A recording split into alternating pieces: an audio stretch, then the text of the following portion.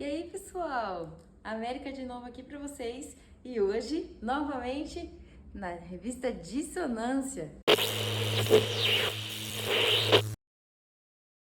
E olha, hoje a gente vai começar com uma artista que carrega nas cordas da viola muito mais do que a música. Ela tem história, tem alma e também tem poesia.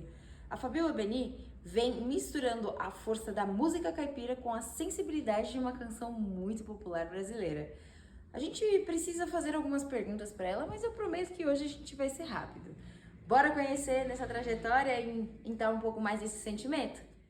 Vamos começar de um jeitinho bem simples. Falando aí de uma das paixões que a gente já consegue perceber que é a viola. Fabiola, me responde uma coisa. Você cresceu no interior de São Paulo, cercada por rodas de viola, folias de reis e etc. afins. Como essas vivências trazem uma influência para suas decisões de virar uma artista ou até mesmo uma moldada violeira?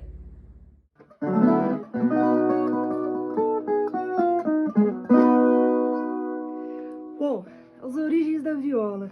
Eu nasci no interior do estado de São Paulo, né, ali em Vitória, Brasil, divisa com o Mato Grosso do Sul, uma cidadezinha bem pequenininha. Meus pais agricultores, né, morei na roça nesse tempo.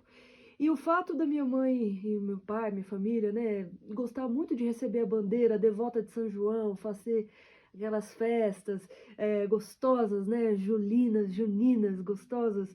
E essa cultura toda é muito rica e com certeza influenciou, né, a minha carreira, né? Moldaram com certeza.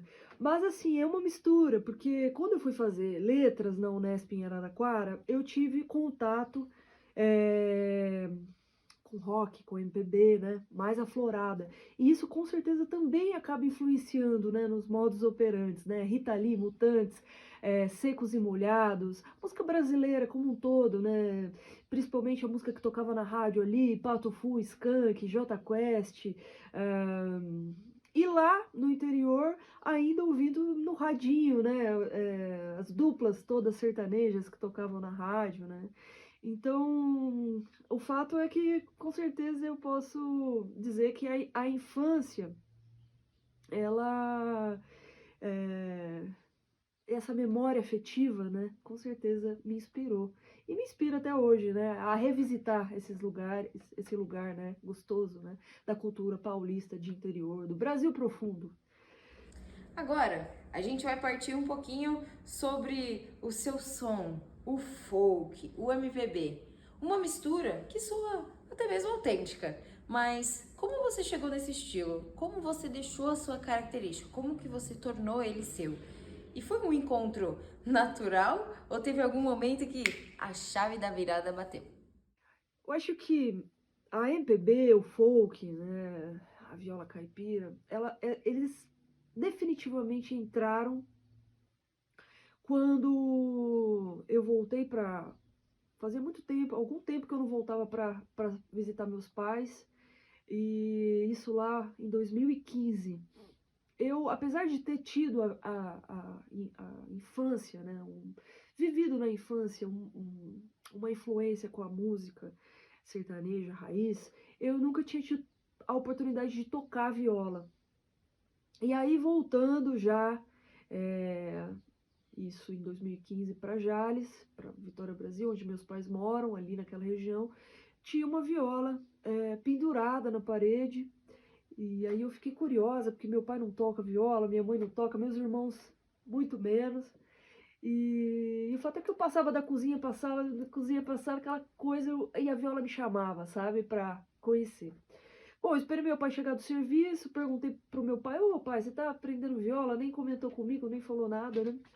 E aí ele comentou que apareceu no serviço dele um rapaz com uma viola, falando, ô seu Oreste, compra essa viola para me ajudar, eu tô numa situação financeira muito difícil, você pai, você comentou que sua filha gosta de música, vai saber que ela não vai gostar de viola. E aí meu pai falou, não, não vou comprar essa viola não, porque minha filha é roqueira, ela não vai gostar de viola, e essa viola vai ficar parada lá, a minha mulher vai ficar brava comigo, etc e tal. Meu pai não comprou a viola. No outro dia, bem cedinho, o rapaz apareceu de novo no trabalho, falou, ô, seu Oreste, contou a história toda de novo para ele. E ele falou: pô, não vou comprar essa viola, tal, porque eu não toco, ninguém lá em casa toca, essa viola vai ficar parada, enfim, minha mulher, aquela história toda. Mas, incansavelmente, você vê com uma persistência ele foi no terceiro dia, explicou toda a história dele. Meu pai realmente ficou compadecido da dor dele, da dificuldade mesmo, acabou comprando a viola, mas nem imaginava que eu fosse me entusiasmar tanto. E o fato é que eu me apaixonei pela viola, e aí aquela coisa passando da sala para a cozinha e indo para lá e para cá, peguei a viola. Eu sou canhoteira, né? Então daí já virei a mão e virei as cordas. Não sabia nada de viola, comecei a procurar afinação de viola. Mas o fato é que eu peguei a viola e comecei a compor. Compor, compor, compor. E quando eu vi, já tinha ali 30, 40 canções. E só em 2019 eu resolvi gravar minhas composições. E aí eu sempre gostei da música folk brasileira, né? Zé Ramalho, Almir Sater, Renato Teixeira, são grandes influências para mim, né? Raul Seixas, Belchior. Então, esse folk brasileiro, né, assim, me inspirava muito. E aí foi uma mistura, né, de tudo que eu tinha vivido, mas o fato é que eu fui construindo uma linguagem própria, eu acredito, e compondo, né? Eu acho que o prato principal é compor. Essa é a chave, assim, né? Agora, com as minhas pesquisas e claramente algumas informações, eu fiquei sabendo que você já teve uma banda de rock. É isso mesmo? E como que você fez essa transição de um som urbano para uma profundidade de uma música raiz? Conta pra gente um pouquinho dessa história. Houve aí uma transição, né? Eu trabalho com música já há 15 anos e um pouco mais já disso. A gente vai perdendo as contas porque a gente fica tão mergulhado e é tão apaixonante, né? Na faculdade, quando eu lá estava cursando letras na Unesp, eu montei um grupo, era um trio, e a gente colocou o nome de Ruído Fino.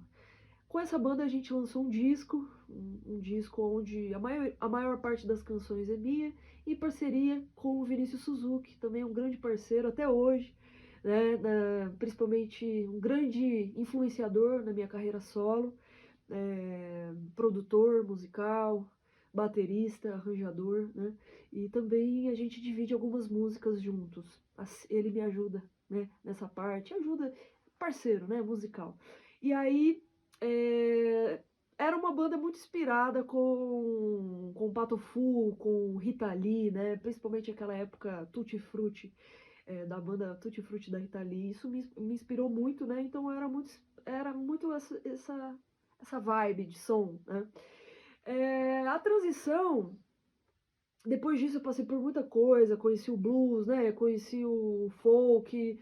E quando a viola entrou de fato na minha vida, eu acredito que toda essa bagagem musical não tinha como não transparecer no meu som, né? Porque a gente é aquilo que a gente se alimenta, né? Você precisa ler, precisa se inspirar naquilo, mergulhar naquilo para sair o som, a sonoridade. Eu acho que também é fundamental falar sobre duas grandes violeiras, né, brasileiras que me influenciaram, né, que é a Helena Meirelles, que é uma violeira sul-mato-grossense, e a Enesita Barroso, né?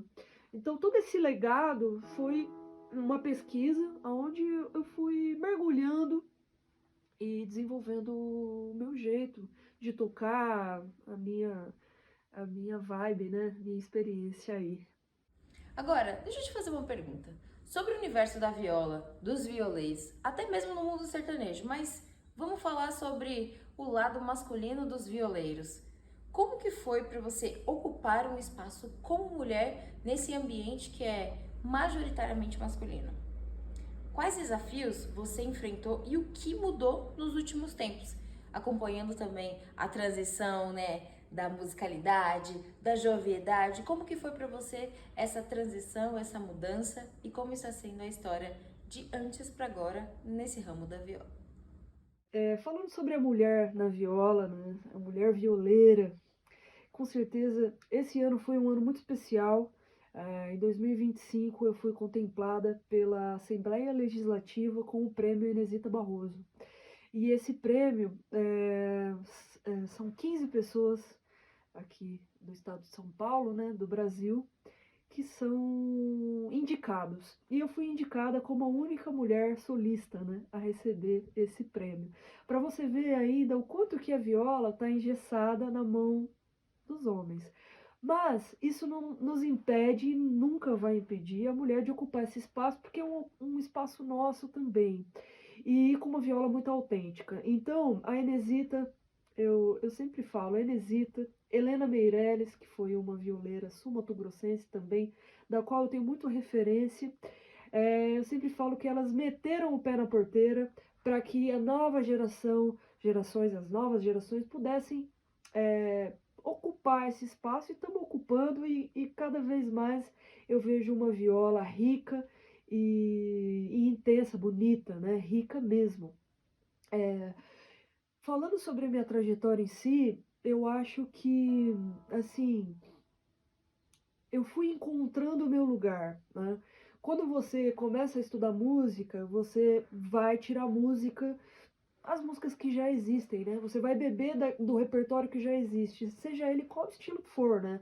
Acho que isso é o começo, é assim, vou tirar uma música no violão que eu gosto. E isso é uma bagagem muito importante. Aí depois tem todo aquele processo, tipo, vou tocar nas festas universitárias, covers, releituras, né, e tal. Depois bar, depois, enfim, a gente vai passando por todos esses caminhos. Hoje, e o fato também da minha trajetória, como eu disse anteriormente, eu fiz letras, eu tenho todo um contato com, né, com esse universo da literatura, da poesia, e eu sou compositora.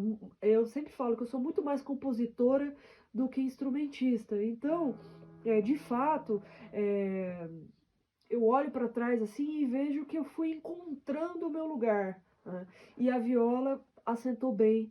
E é um lugar que eu me sinto confortável, que eu me sinto. Eu tenho muito prazer em estar, sabe? Então, eu acho que é isso, assim. A gente, enquanto artista, enquanto músico, a gente vai experimentando até encontrar o nosso espaço. Falando um pouco da atualidade, do que a gente passa e também um pouco mais dessa geração, eu vou chegar até um pouquinho mais perto sobre esse assunto. Eu vi, dei uma leve pesquisada, que o seu EP, O Céu da Minha Cabeça, você traz um tema como saúde mental e conexão. Eu queria saber como que a viola e esses assuntos tiveram uma conexão. Qual foi o intuito que você teve e como você conseguiu expressar tudo isso através do seu jeitinho na música? Bom, o EP, O Céu da Minha Cabeça, ele nasceu em plena pandemia. Todas as canções vieram dali, daquele momento trágico, de muita dor. E eu falo, apesar desse momento ser muito caótico, eu tive um olhar de esperança para um olhar de otimismo, que o refrão da música O Céu da Minha Cabeça é basicamente, né? Por dentro um turbilhão de ideias girando pelo céu da minha cabeça, e eu querendo acalmar meu coração. Vai passar, amor, não se afobe não. Eu sei, a luz sempre vence a escuridão. Eu sei, a luz sempre vence a escuridão. Então, é um olhar de esperança para um momento. Assim, eu sempre falo, se tá, se tá entrando um pouquinho de luz, nem que seja pela fechadura da porta, tá entrando luz e existe esperança. Então, é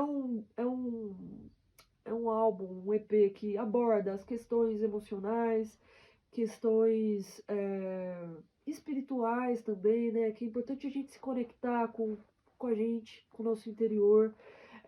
Trabalhar a espiritualidade é sempre muito importante.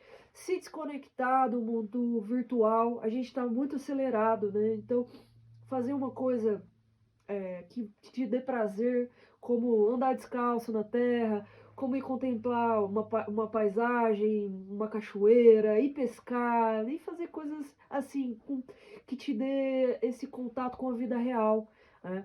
Eu acho que é um disco que vai muito nesse encontro, né?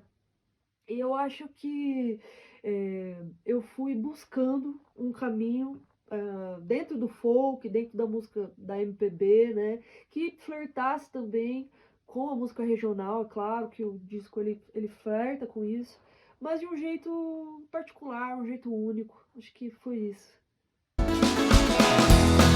Por dentro um turbilhão de ideias girando pelo céu da minha cabeça. E eu querendo acalmar meu coração. Vai passar amor, não se afobe não. Eu sei, a luz sempre vence a escuridão. Eu sei, a luz sempre vence a escuridão. Fiquei por horas vendo daqui da janela do meu quarto.